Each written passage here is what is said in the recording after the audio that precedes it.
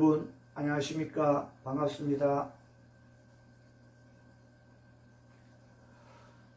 오늘은 죽음의 종교적 이해에 대해서 알아보겠습니다. 죽음에는 종교적, 철학적, 심리적, 사회적 또는 생물학적, 임상적 관점에 따라 죽음을 다르게 해석하고 이해한다는 것입니다. 죽음을 다르게 비판하기보다는 죽음을 서로 다르다는 것을 이해하는 것이 꼭 필요하다고 봅니다. 죽음은 모든 사람들이 느끼는 것이 모두 다르고 같은 죽음이 없기에 하나의 정의로 통일한다는 것은 매우 어렵습니다. 따라서 종교적 죽음에 대한 이야기를 폭넓게 이해를 해주시기 바랍니다. 종교적 죽음에 대해 언급하기에는 참 어려운 부분이 많습니다. 각 종교마다 내세우는 내세관과 교리가 있기 때문입니다. 죽음을 보는 시각이 각기 다르고 또 다름 속에서 각자의 고유한 종교들만의 내세우는 죽음관이 또 있습니다. 그 나름의 죽음관을 가지고 내세를 얘기하고 또는 그 죄와 벌을 이야기할 수도 있고 죽은 다음에 어떻게 다시 윤회를 한다거나 다양한 과정을 설명하고 있습니다. 아무튼 종교에는 현재 각자 나름대로 고유한 영역이 있지만 그래도 궁극적으로는 현실의 법에 종교의 이해와 절차가 따라가고 있지만 과거에는 대부분의 종교가 법보다 우선이기 때문에 곧 종교가 법이었겠지만 현재는 각 나라의 법 테두리 안에서 종교도 함께 법의 범위를 벗어나지 않은 그런 범위 내에서 공존하고 있다고 생각합니다. 여러분, 그러면 종교는 죽음을 과연 어떻게 바라볼까요? 종교적 관점에서 죽음이란 이 세상을 하직함과 동시에 또 다른 하나의 다른 세계가 열리는 것이라고 저는 생각합니다. 즉, 영적인 세계의 시작이라고 봅니다. 죽음이 멀지 않다고 생각하는 노년기의 발달 과업은 죽음을 수용하는 것입니다. 자신의 과거를 회상해 볼 때 긍정적인 삶을 살았다고 생각하는 노인일수록 아직 그 어느 누구도 가보지 못한 죽음의 세계를 보다 긍정적으로 바라보고 받아들일 것입니다. 그러므로 현재의 삶을 긍정적으로 받아들이는 사람이 앞으로 장차 열리게 될 영적인 세계 역시 긍정적인 삶이 될 것으로 기대합니다. 그럼 죽음의 종교적 이해 PPT 자료를 보면서 상세히 공부를 하겠습니다. 여러분 안녕하십니까? 반갑습니다. 오늘은 제3장 죽음의 종교적 이해에 대해서 알아보겠습니다. 1. 종교적 관점에서의 죽음. 종교의 궁극적 목표는 죽음의 극복. 죽음에 대해 보통 사람들이 지니는 두려움과 편견을 극복하여 이 세상에서의 삶을 보다 건강하고 의미 있게 살려는 목적을 지닌다. 즉, 죽음에 대하여 말하기를 회피하는 종교는 이미 종교가 아닙니다. 삶에 대하여 진지하게 말하려는 종교는 죽음에 대하여서도 동시에 진지하게 말하지 않을 수 없습니다. 다음은 죽음을 보는 관점이 죽음관이다. 올바른 죽음관을 갖기 위해서는 그동안 앞서 죽어간 많은 사람들을 돌보아야 한다. 그들이 죽음이 주는 의미와 교훈을 되새긴다면 자신의 죽음이 어떻게 되어야 할지를 생각하게 될 것이다. 여러분, 죽음에 대한 생각에 따라서 본인의 삶이 달라집니다. 죽음에 대한 생각은 삶에도 많은 영향을 미치게 됩니다. 그것은 삶의 의미를 되새기게 할 뿐 아니라 삶의 바탕이 되기도 하지만 잘못된 죽음과는 생명 경시와 자살 등과 같은 극단적인 선택을 쉽게 하게 되는 것입니다.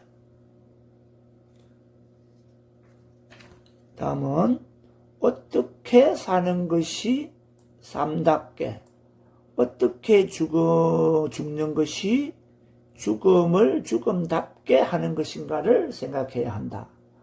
어떤 죽음이 옳은 것인지, 그런 것인지 판단하는 일보다 자신이 얼마나 진지하게 죽음을 생각하는지에 따라 삶을 고뇌하고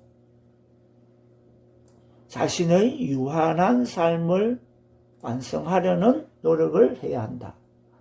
자신의 죽음관을 통해 삶의 관점이 완성되는 것이다. 즉, 죽음을 모르고서는 진정한 사람의 완성을 가질 수 없는 것이다. 여러분, 죽음에 대한 연구를 하는 이유가 뭐라고 생각하십니까? 저는 순간순간 삶을 의미 있게 살고 분명하게 살아야 하며 가치 있는 삶을 살아야 된다고 봅니다. 사는 것이 무엇인지를 알기 위해서는 죽음을 공부하고 더 많이 연구해야만이 진정한 삶의 완성을 이룰 것입니다. 2번, 각 종교의 죽음관에 대해서 알아보겠습니다. 먼저 한국의 전통 무속에서의 죽음 의례를 살펴보겠습니다. 전통적 무속에서 죽음은 이성과 저성의 이원론적 구조를 가지고 있습니다. 그래서 저성은 이성과 닮은 저성이며 맑고 깨끗하고 편안한 세상으로 인식되며 죽은 홀령이 정화를 거쳐 저성으로 간다고 믿고 있습니다. 이성과 저성 사이에 후천이라는 것을 두어 이성에서 저성으로 가지 못한 홀령이 떠도는 곳이라고 하였으며, 이러한 구천에 떠도는 홀령은 이성에도 많은 영향을 주므로 홀령 정화를 통해 저성으로 보내야 한다고 믿었습니다. 보충 설명을 하자면 긴 세월 한국인의 삶과 함께 온 만큼 한국의 무속 죽음 의례에는 자연스럽게 한국인의 전통적인 죽음의 모습이 담겨 있을 것입니다. 이러한 전통성이 그것을 존속시킨 힘이었을지도 모릅니다. 한국 무속에서 행해지는 무속 죽음 의례에는 여러 유형이 있습니다. 죽음 의례의 유형만을 본다면 무속 죽음 의례는 한국 사회에서 가장 포괄적인 죽음 의례라고 할 수 있습니다. 어떤 유형의 죽음이나 어떤 성격의 죽음도 감당할 수 있는 다양한 죽음 의례를 갖추고 있습니다. 또한 한국 무속에서는 동일한 죽음이라도 죽음 발생 이후 시간이 얼마나 지났느냐에 따라 다르게 받아들여진다는 것입니다. 이는 무속 죽음 의례의 유형을 통해서 확인도 됩니다. 죽음 발생 이후 경과된 시간에 따라 죽음 의례의 절차가 달라지기도 합니다. 다음은 무속 죽음 의례에는 정상적인 죽음과 비정상적인 죽음인가의 여부에 따라서도 달라집니다. 무속에서 정상적인 죽음과 비정상적인 죽음의 차이를 발생시키는 것은 죽은 자의 인격이나 업적, 사회에 대한 기여 등 생전의 삶이 아닙니다. 사람이면 누구나 자연스럽게 거쳐야 하는 통과 의례를 통과했는지, 어디서 어떻게 죽었는지 등 넓은 의미의 죽음 방식이 죽음의 성격을 결정한다. 다음은 무속 의례의 기본 특징의 하나인 무당의 신내림을 매개로 신, 죽은 자, 인간이 직접적인 만남과 소통을 갖는다는 점입니다. 자, 그럼 반면에 유교나 불교에서는 신이나 죽은 자의 구체적인 현현을 통한 인간과의 직접적인 소통이 나타나지 않고 간접적이고 상징적인 만남이 나타납니다. 이러한 무속 의례의 특징은 무속 죽음 의례에서도 잘 나타납니다. 특히 무속 죽음 의례에서는 죽은 자와의 직접적인 대화가 두드러집니다. 이는 전국적인 현상으로 죽은 자의 이야기를 듣는 의례 과정은 한국 무속 죽음 의례의 구조적 요소이기도 합니다. 한 사람이 죽었을 때 죽은 사람의 이야기를 직접 듣고 싶은 것은 인지상정입니다.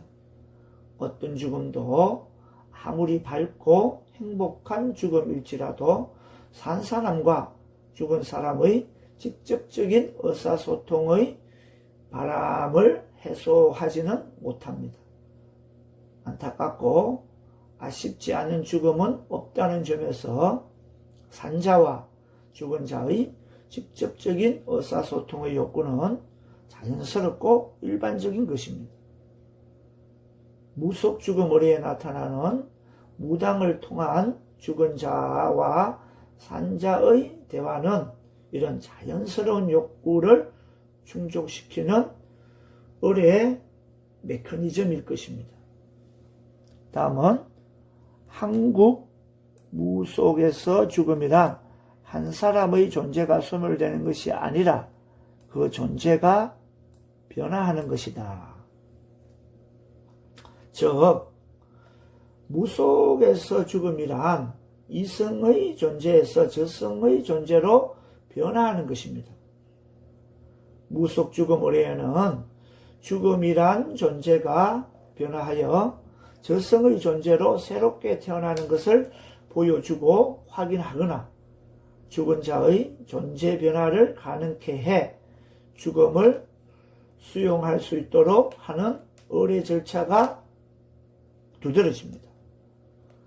죽은 자의 존재 변화를 확인하는 의례 절차의 예로 말미후 세발 심지 태워 흔적 보기, 이는 서울 진옥이 굿에 나옵니다. 그 다음 오국가루 보기, 이거는 전라도 식김국에서 나옵니다. 그 다음 영가루 치기, 이는 제주도 무혼 굿입니다. 그 다음에 넛일꿈, 동해안 오구 굿입니다. 그 다음 넛 올리기, 전라도 식김 굿입니다. 맑은 홑 모시기, 황해도 진옥이 굿입니다.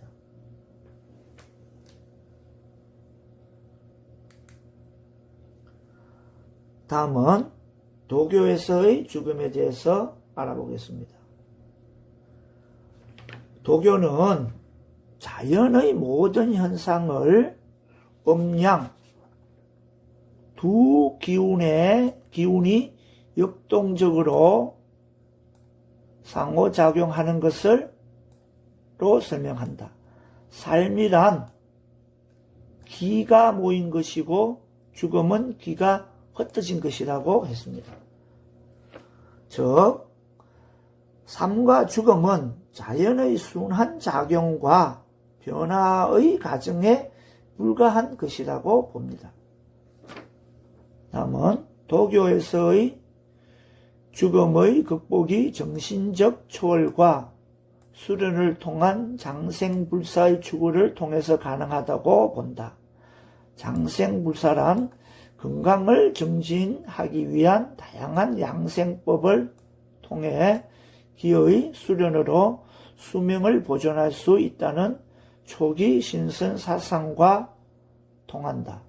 신선이란 이상세계에 사는 초월자이며 사람이 신선이 되기 위해서는 불사약을 받아들여야 한다고 생각했다.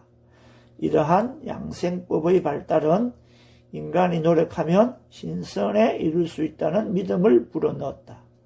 도교의 사상은 중국의 사상과 장자를 통해서도 알 수 있습니다.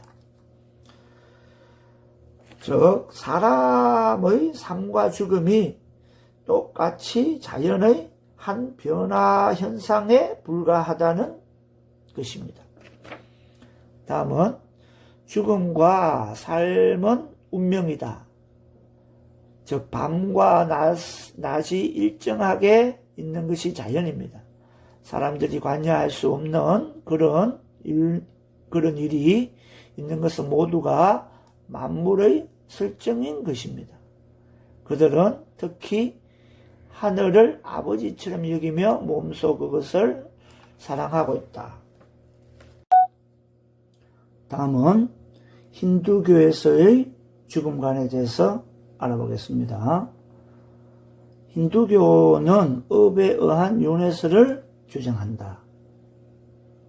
힌두교의 특징 중 하나는 죽음의 순간을 중요시한다는 것이다. 임종시의 신인은 영혼과 자세가 죽은 사람의 내세를 결정한다고 믿었기 때문이다.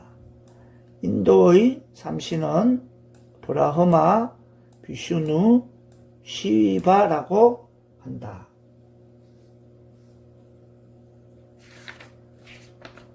힌두교는 불교와는 약간 다른 사생관을 가지고 있습니다. 힌두교의 3대 경전 중의 하나인 바가바드 기타에는 죽음의 순간에 나만을 염하는 이들은 나에게 오라니 마지막 순간 마음속에 기리는 것, 그것이 죽은 자의 운명을 결정하리니라고 기술하고 있습니다. 다음은 힌두교는 인간에게 죽음은 필연적이다. 죽음은 우리가 가진 모든 것을 박탈하여 아무도 죽음의 문턱을 넘어서 가져갈 수 없다. 죽음은 바로 종교의 존재 근거이며 죽음이 없으면 종교는 그 타당성을 상실할 것이다. 라고 오소 라전이 씨는 말했습니다. 즉 죽음의 관습이 매우 중요하다고 역설했습니다.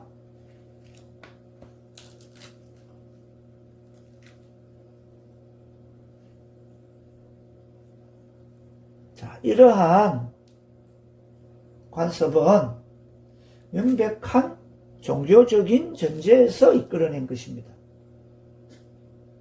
모든 존재는 무한한 재생과 환생을 하게 운명지어져 있으며 한 개인의 총체적인 도덕적인 결과를 적은 문서가 각 개인의 삶의 기간을 결정하고 각각의 환생의 특정한 형태를 결정합니다. 도덕적인 요소들을 세밀하게 계량될 수 있는 요소들이라고 생각합니다. 다음은 힌두교는 인생의 고통과 한계를 직시하게 하는 점에서 염세적이나 절망과 비판으로 끝나지 않고 그것을 극복하게 하고 자유와 지복과 불사의 열반에 이르게 가르친다.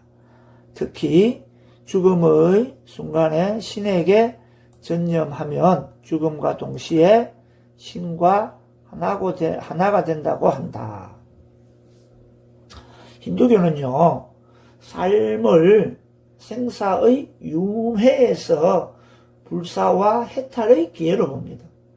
여기서 불사라는 것은 시간적, 현상적, 나의 자발적인 죽음을 통해 초시간적인, 절대적인 나로 태어나는 것이며 새로운 존재의 지평에 사는 것입니다. 즉 참다운 나가 되는 것입니다. 다음은 힌두교 신자는 침대에서 죽으면 안 되며 바닥에 주어야 한다. 그들의 마지막 숨을 몰아쉬게 됨에 따라 그들은 바닥으로 옮겨진다. 자, 이 부분은요, 가족 중에서 제일 연장자거나 경험이 많은 사람이 바닥으로 옮겨야 됩니다. 힌두교와 불교에서는 화장을 하며 정화의 행위, 부패해가는 죽음에서 영혼을 해방시키는 가장 효과적인 방법으로 여긴다. 이것은 정화의 행위로 다양하게 해석된다고 봅니다.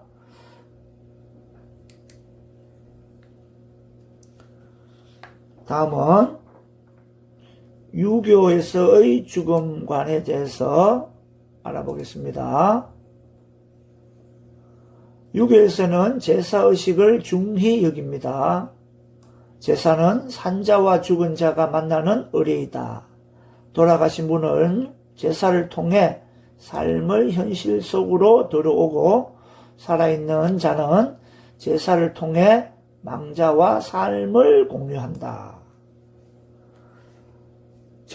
유교적인 제사 의례를 통하여 보면 죽음은 영원한 이별을 말하는 것이 아니고 삶 자체를 망자와 산자가 같이 공유하다고 볼 수가 있습니다.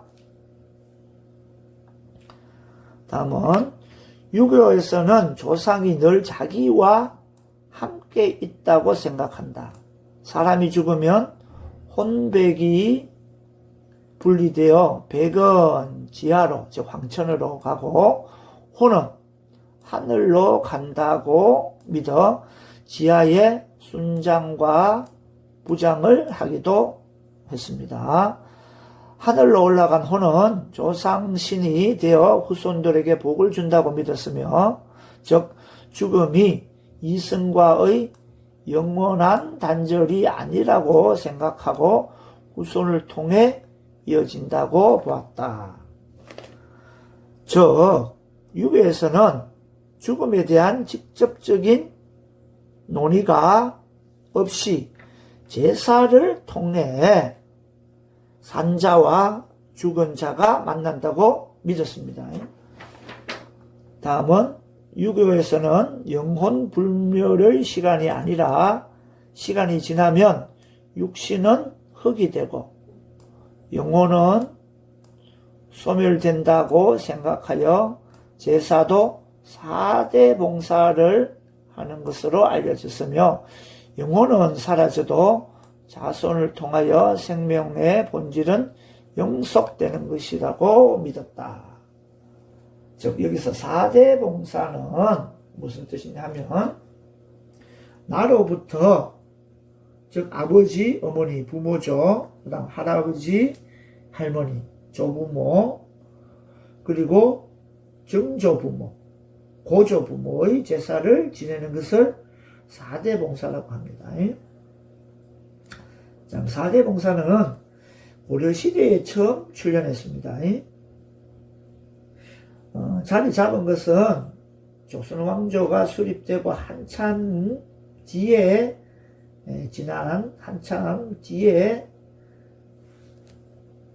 행해졌습니다. 즉 세종대왕 때부터 4대 봉사 또는 3대 봉사를 하였습니다.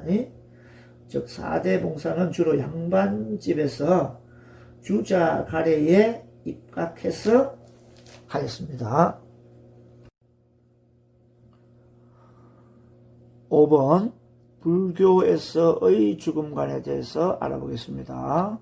불교에서는 생명에 관여하는 기관은 수명이며, 수명은 체온과 의식을 보존하고 유지한다. 반면 죽음은 체온과 의식이 육체로부터 사라지면서 수명이 파괴되는 것이다. 결국 인간의 삶과 죽음은 수명의 지속과 파괴에 의해 이루어진다.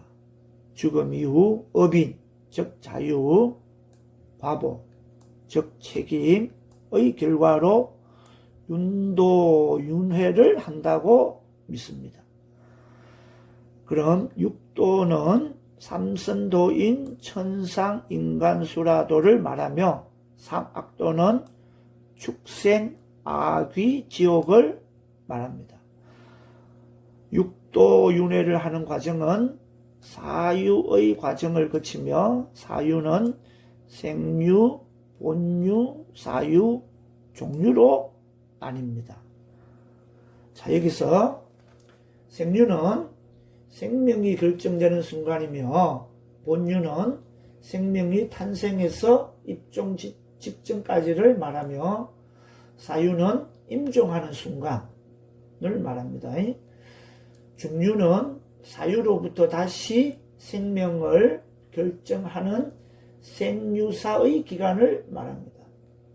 여기서 중유란 임종 이후의 상태, 즉 죽음의 상태를 말하는데, 이 기간은 대개 짧게는 7일, 길게는 49일로서 이 기간이 지나면 모두 새로운 삶을 얻어서 환생한다고 봅니다. 불교에서의 죽음은 몸을 바꾸는 것을 실현하는 계기이고, 윤회를 하는 원칙은 탐진치, 즉 탐은 욕심, 진은 화, 치는 어리석음을 말하지요. 여기서 벗어나야 윤회의 사슬에서 벗어나게 됩니다. 결국 생사의 문제를 극복하는 것은 탐진치를 내려놓아 깨달음을 통해 육도윤회에서 벗어나야 하는 것이라고 봅니다. 다음은 불교에서의 죽음은 생로병사의 인간이 고통에 있어 사성제의 정점에 해당되는 물음이라고 할 수 있다. 인간의 고통 중에 죽음에 대한 고통이 제일 크다고 본다. 즉 불교의 입장에서는 죽음을 보면 윤회설로 대표될 수 있습니다. 모든 고통은 인간이 스스로 지은 업에 의한 것이며 모든 고통이 욕심 때문에 빚어진 헛삼이라는 것을 깨달아 본래의 자아에 도달하면 어떤 것에도 걸림이 없는 존재가 된다고 봅니다. 죽음은 몸을 바꾸는 것입니다. 그리고 죽음은 이를 실현하는 계기도 됩니다.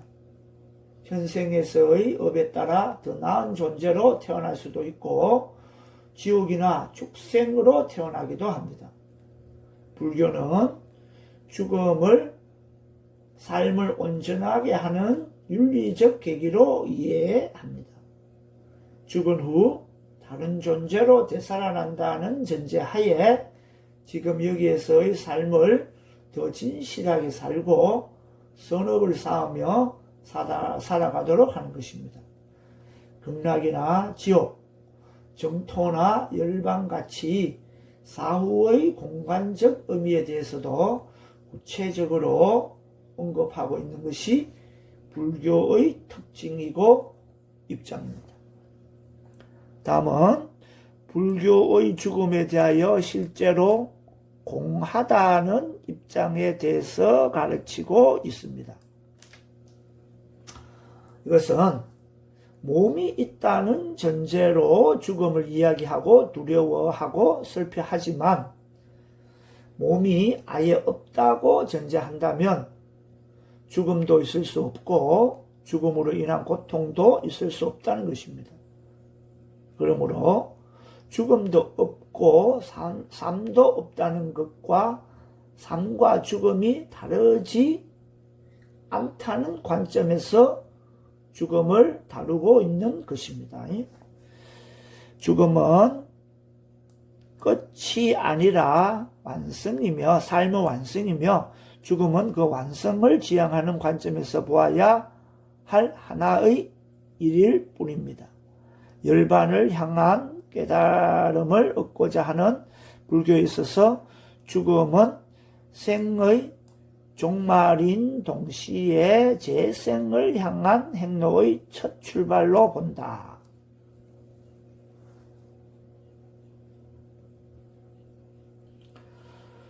영혼은 육신으로부터 해방시켜 극락왕생할 수 있다는 믿음을 전제로 윤회한다고 믿고 있습니다. 자, 불교에서 말하는 업사상에 대해서 좀 살펴보겠습니다. 업사상은 물론 불교만의 독점적 사상은 아니고 인도에서 일어난 자이나교나 힌두교 사상에서도 발견됩니다.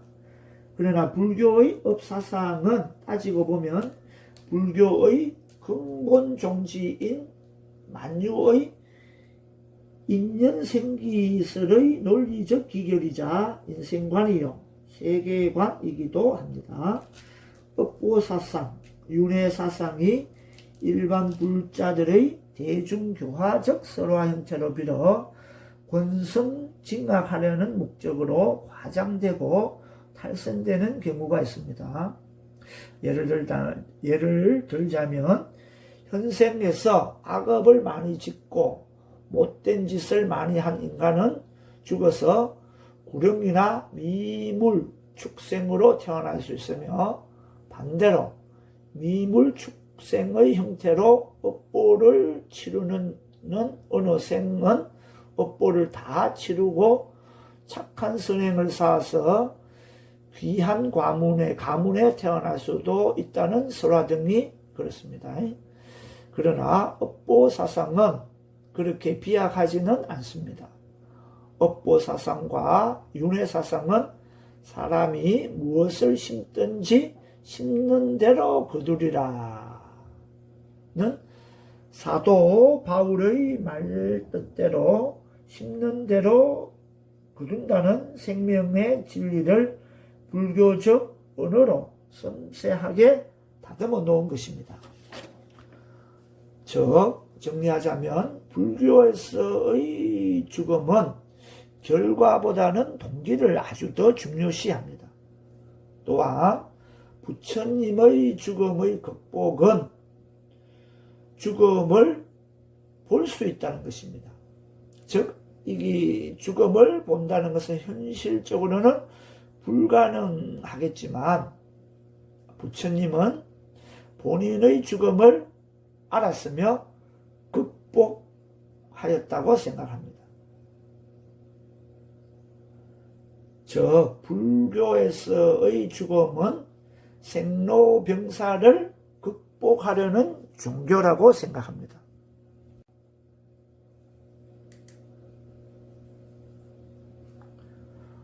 다음은 그리스도교에서의 죽음관에 대해서 알아보겠습니다. 그리스도교의 죽음은 부활을 위한 것이다.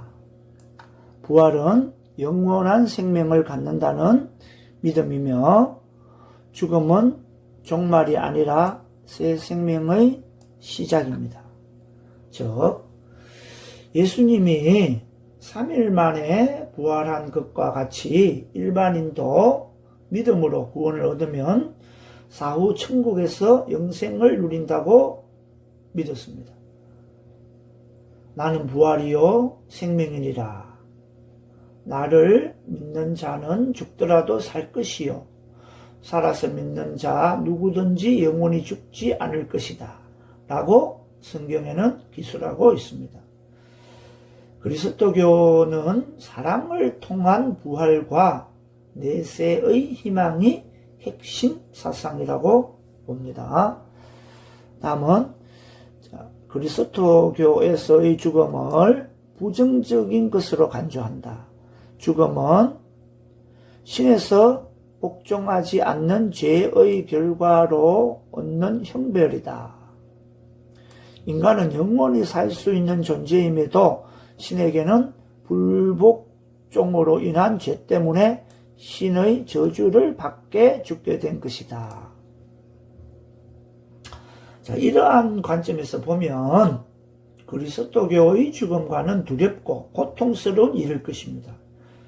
그리스도교에 봉헌하고 있는 사람들은 몸을 벗어나기를 희구하며 참 삶에 이르는 길, 즉 구원의 길은 죽음의 현실이요 곧 몸의 현실에서 건짐을 받아 구속에서 벗어나는 것입니다.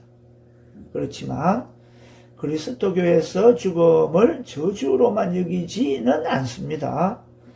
신으로부터 일탈한 몸을 적극적으로 소멸하도록 함으로써 더 이상 다시 죽지 않을 새로운 몸으로 변화되어야 할 것을 가르치고 있습니다. 그러므로 죽음은 형벌이 아니라 새로운 존재로 다시 살아날 수 있는 축복의 계기라고 설명합니다. 영원한 생명을 얻는 길은 낡은 삶이 사라지지 않으면 안 됩니다. 그 사라짐을 가능하게 하는 것이 곧 죽음인 것입니다. 다음은 기독교에서의 죽음은 육신의 죽음과 영혼의 죽음 두 가지로 나누어 볼 수 있습니다. 육신의 죽음은 그저 생물학적으로 한 생명체의 모든 기능이 정지되어 다시 원상태로 회복될 수 없는 상태를 말하는 것이고, 영혼의 죽음은 생명의 원천인 영혼이 육체에서 떨어져 나가는 것을 뜻한다. 즉 이것은 육체에서 분리되어 떨어져 나간 영혼은 어디로 가는가?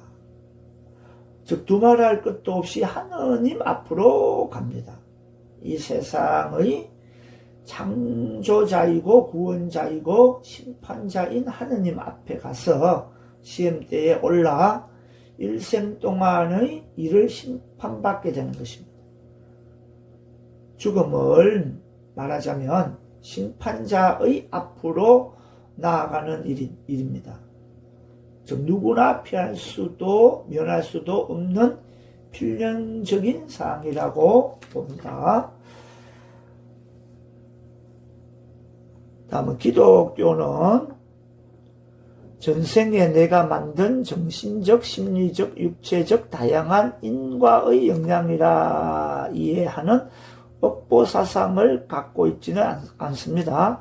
하나님 앞에서 하나님 안에 총체적 책임체로서 몸의 부활 신앙을 갖는 것이다.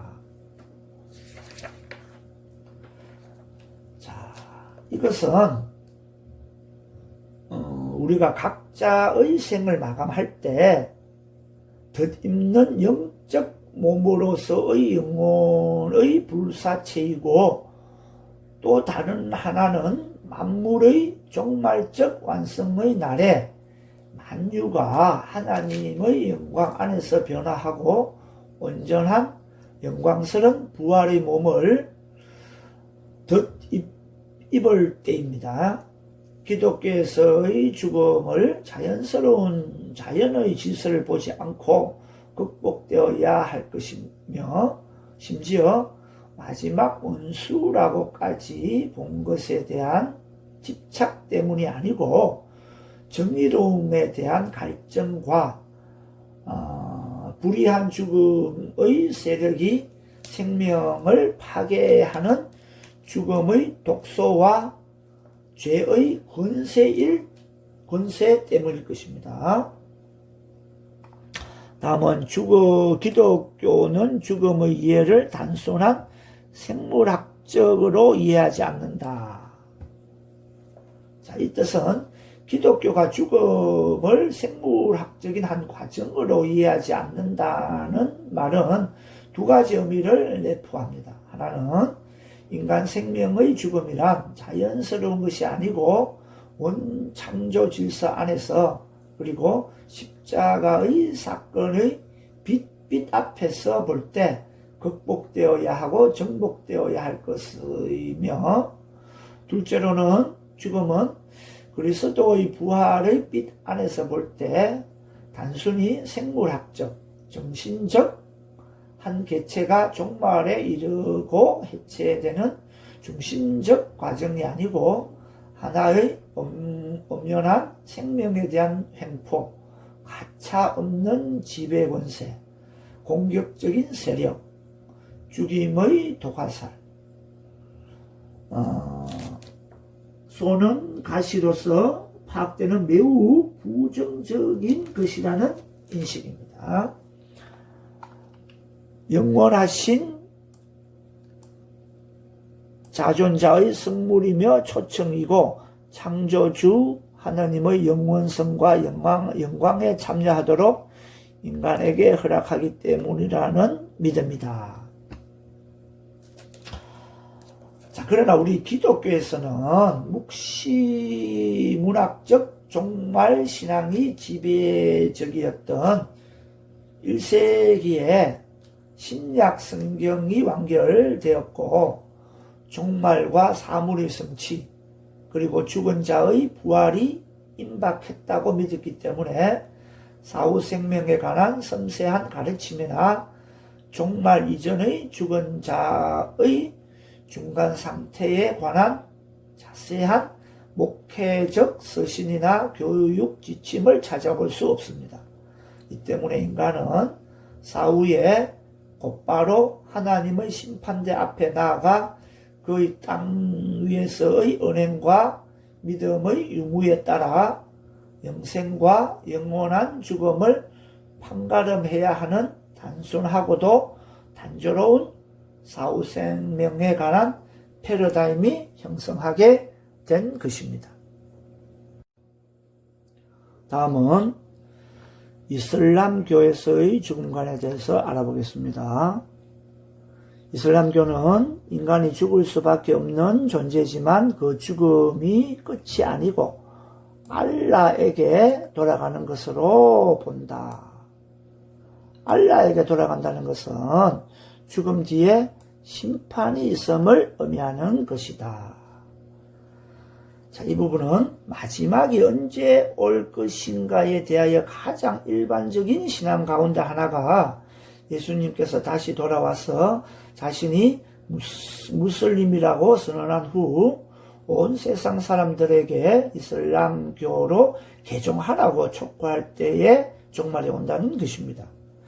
알라 신이 인간의 나고 죽는 것을 포함해서 삼라만상의 운명을 정리하신다고 믿는 무슬림은 죽음의 문제도 알라의 무한한 능력 안에 있는 것으로 보고 있습니다. 다음은 무슬림은 천국과 지옥을 인정을 합니다.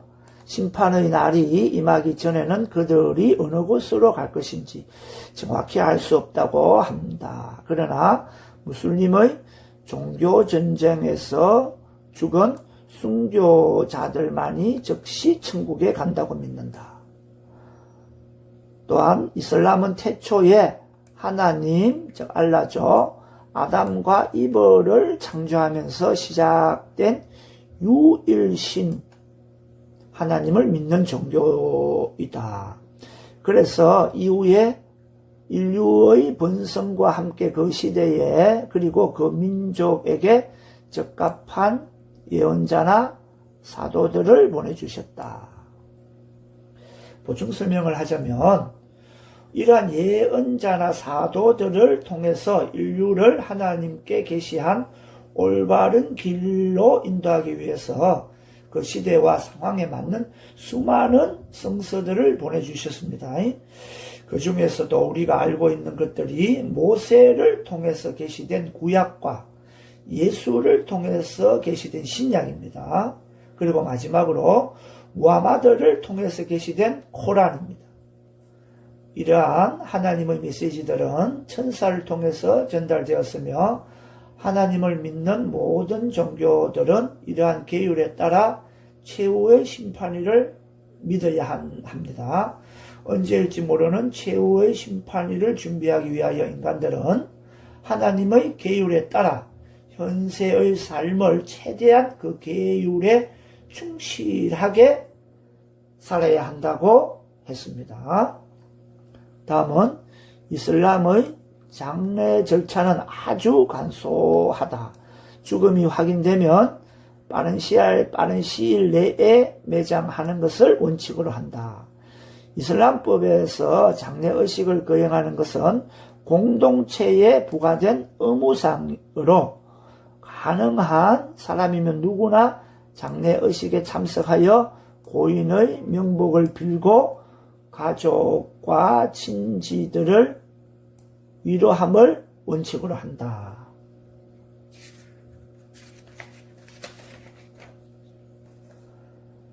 자, 이슬람은 망자, 즉 죽은 자죠. 망자에 대한 예우로서 반드시 매장함을 원칙으로 해야 합니다.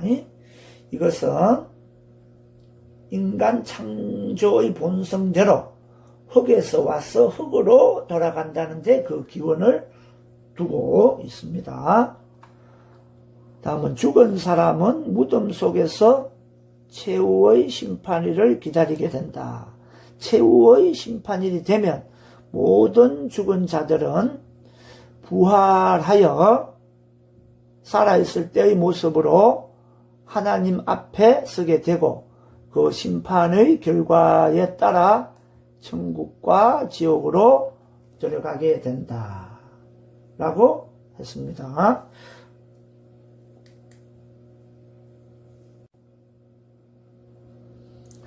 다음은 죽음의 종교 이해 영상을 감상하시겠습니다.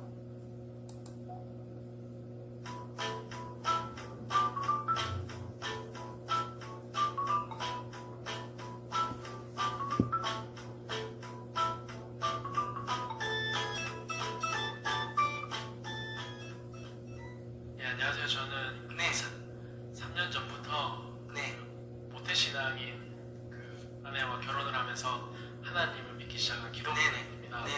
그런데 평소에 스님의 법문과 영상을 보면서 오히려 성경적인 부분을 부분을 이렇게 쉽게 풀이해주는 그 스님 말씀을 들으며 기독교 신앙을 더 이해하게 되었습니다. 그런데 1년 전에 어머니께서 그 악성 뇌종양 선고를 받으시고 현재 병원에서는 그 1개월도 안 남았다고 이렇게 말하는 상황입니다. 그래서 평소에 스님 말씀을 들으면서 그동안 이제 제가 힘든 일이 있더라도 스님 말씀대로 주님 뜻대로 하옵소서 감사합니다 이렇게 여기고, 지금 고난과 고생이 있더라도 이게 제가 성숙해지는 과정이라고 생각하고 그렇게 살아왔습니다. 하지만 이제 어머니 죽음 앞에서는 이렇게 돌아가시면 끝이라는 생각이 들고, 그리고 제가 예수님을 이렇게 믿고 신앙생활을 할수록 이렇게 원망스러운 생각이 듭니다. 어떻게 하면 제가 이것을 성경적으로 잘 받아들이고 신앙생활을 계속할 수 있을지 궁금합니다. 근데 어머님께서 연세가 얼마나 되셨어요? 어머니가 올해 60이십니다. 그 이제 보통으로 보면 좀 일찍 돌아가신 편이잖아요, 그죠? 예. 근데 뭐 한 50년 전에만 돌아가도 60대 가지고 돌아가면 그래 일찍 돌아가시는 편은 아니에요. 그때는 한가까지 삶은 뭐했다? 장수했다. 이렇게 되는 시대니까. 그러니까 이제 좀 섭섭할 수밖에 없다. 우리가 기대가 있으니까. 7, 80은 사신다 하는 평균 수명이 80이다는 기대가 있다 보니까 60이 돌아가시면 빨리 돌아가신다 하니까 이게 무슨 죄가 있나 이렇게 생각한단 말이에요. 근데 평균 수명이 40일 때 60에 돌아가시면 살 만큼 사셨다, 복이다 이렇게 생각하는 거는 그건 몇 살에 죽고 살고가 복도 아니고 재앙도 아니에요. 우리가 기대를 어디다 놓느냐에 따라서 80의 기준을 놓으면 60은 재앙이 되고, 그러면 60에 돌아가시는 게 뭐가 된다? 복이 된다 이런 얘기예요. 그러니까 여러분들이 막 방바닥에 침대 놓고 그 위에 자는 게 잘 자는 거다 생각하니까 비행기 타고 자는 거는 고생이다 이렇게 생각하지만은 나는 비행기 위에서 자보는 게 그게 어디고 이렇게 생각하면 이거는 나만이 특별히 나도 해볼 수 있는 일이다. 이게 복으로 받아들일 수도 있다 이 얘기예요. 그러니까 뭘 기준으로 할 거냐 해서 이거는 다른 거거든요. 그럼 기독교적으로 우리가 성경 말씀대로 한다면 어머니께서는 이 세상에 사시면서 어쨌든 뇌종양이나 병을 얻었지 않습니까? 그죠? 그럼 이거는 이미 고장이 난 거 아니에요? 그죠? 고장난 상태로 병을 괴로워하면서 연장하는 게 낫느냐? 그렇지 않으면 천국에 가셔서 병 없는 몸으로 행복하게 사는 게 낫느냐? 그러면 병 없이 행복하게 사는 게 낫다. 이렇게 정리가 된단 말이에요. 그런데 우리가 미국에 사는 게 낫다고 다 미국 갈 수는 없잖아. 그죠? 근데 어쩔 수 없이 주어진 조건에 미국에 가게 된다면 그거를 슬퍼할 이유는 없잖아. 여기보다 좋은 데니까. 그렇다고 좋다고 다 갈 수는 없지만, 그러니까 내가 병이 남았는데 천당이 좋다고 일부러 목숨을 끊고 갈 필요는 없다.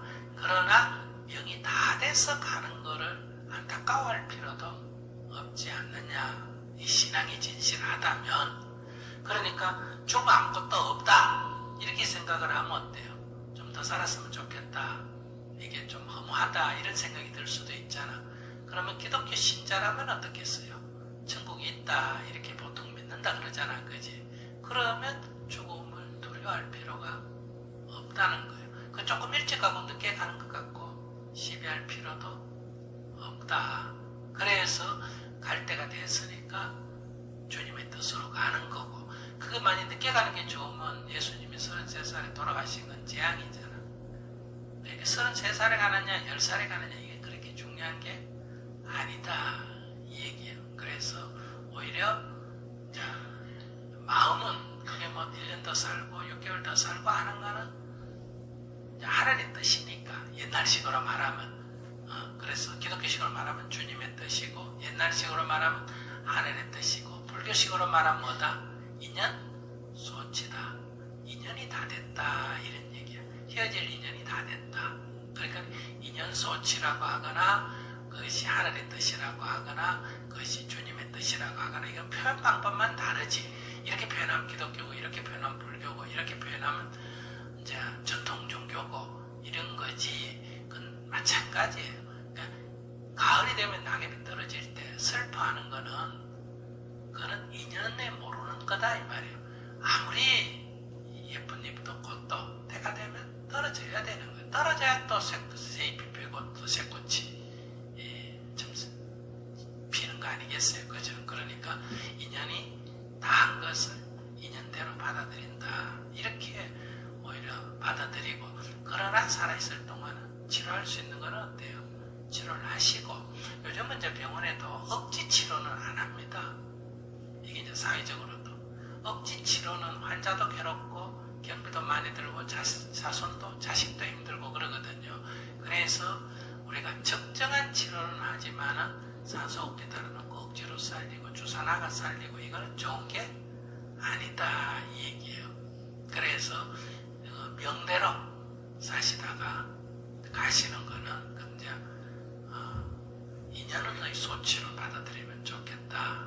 그래서 돌아가시게 되면 어머니 이제 병 없는 곳에 가셔서 편안하게 사십시오. 이렇게 기쁜 마음으로 보내드리는 게 낫지, 한을 품고 울고 불고 이렇게 할 필요는 없는 거다. 마음은 더 살았으면 좋겠지만은, 그러나 그것이 더 살았으면 좋겠다고 더 사라지는 것은 아니지 않느냐는 거예요. 그런 관점에서 기도를 하고 받아들였으면 좋겠다 싶습니다. 예, 감사합니다. 네.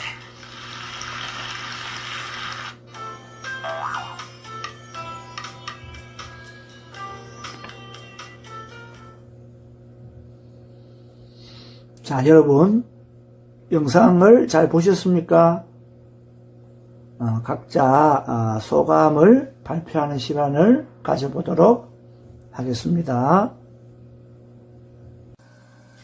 이번 강의에서 다룬 종교적 관점에서 본 죽음의 이해는 각자의 생각과 입장에 따라 그 의미와 내용이 달라질 것입니다. 자신의 종교적 입장에 따라 죽음을 이해하는 것은 어찌 보면 당연한 일입니다. 그러나 본인이 이해하는 죽음의 문제를 또 다른 지평에서 생각해 보는 것도 필요할 것입니다. 우리는 죽음의 문제를 외면하거나 회피할 수는 결코 없습니다. 앞으로 수많은 분들의 죽음과 만나게 될 것입니다. 죽음의 현상은 가장 가까운 곳에서부터 멀리 알지 못하는 곳에 이르기까지 일어납니다. 죽음에 대한 성찰은 삶에 대한 성찰이기도 합니다. 죽음은 우리의 삶을 가장 깊은 곳에서 생각하기 때문입니다. 무엇보다 죽음의 종교적 문제는 우리의 존재로적 삶의 의미와 밀접하게 맞닿아 있습니다. 그러므로 죽음의 세계를 평화스럽게 수용하기 위해서는 자기의 삶 전체를 용서하고 사랑하며 영원한 영적 세계에 대한 종교적 희망을 가질 필요가 있다고 생각합니다. 여러분, 오늘 강의 어떠셨는지요? 경청해 주셔서 감사드리며 이것으로 마치겠습니다. 수고 많이 하셨습니다.